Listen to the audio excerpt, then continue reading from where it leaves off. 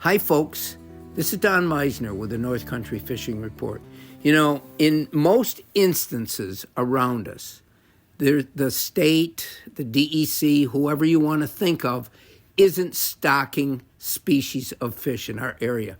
Most of our species are natural. They've been there. They reproduce themselves, and we don't depend on the state to stock those fish, except for trout.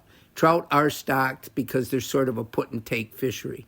But I think it's really interesting if we take this into our minds.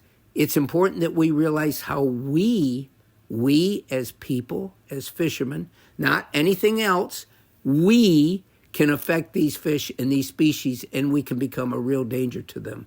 And I don't mean just by catching them with a hook, line, and sinker. I'm talking about us making our presence an invasion into their water. Now, what do I mean? First of all, one of the most dangerous things we can do is use live bait that we've taken from another body of water.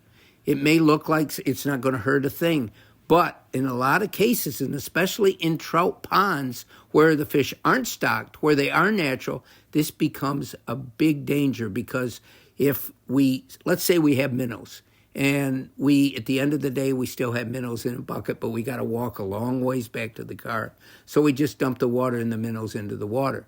Well, those minnows are going to try to reproduce just like other fish do, and they become almost an invasive species that can actually override the balance of that water and kill the fishery that's there. Another example is we walk into a different body of water. Whatever was on the clothing we have, the boots that we have, the soles of the boots in particular, that can be taken to another body of water, and whatever was there, every little particle or whatever, can become an invasive species. This is why, in a lot of cases, felt soles are no longer allowed in any kind of stream, because what can happen is that felt holds other beings in it that you've taken from another source of water, and whatever's there can become an invasive species. I think it's really, really important to be aware of this, because that's one of the biggest threats to any of our fisheries is invasive species. And we become the biggest carrier, the biggest motivator of bringing an invasive species into our waters. Now, we can be just a big ship because that's piloted by us, by people.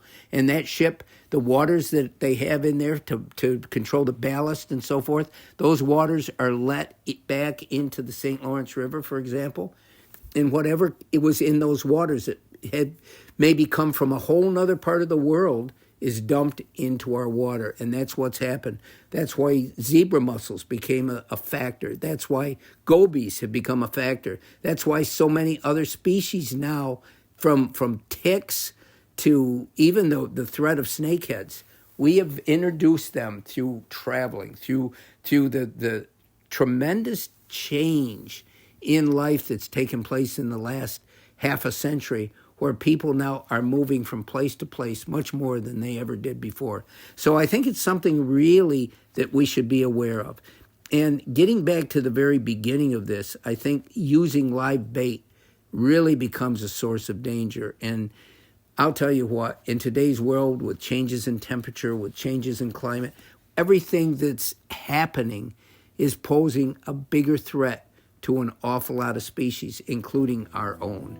Until next time, folks, this is Don Meissner with the North Country Fishing Report.